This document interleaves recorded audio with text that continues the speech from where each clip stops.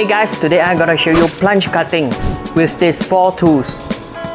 Start off with multi tool.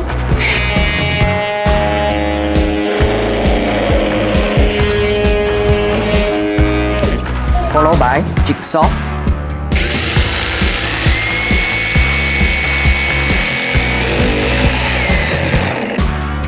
Next, super sawzall.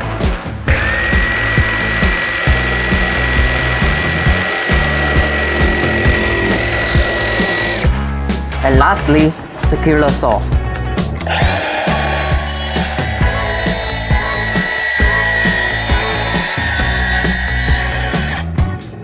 Like any of these two, click the back icon in bio and get yours now.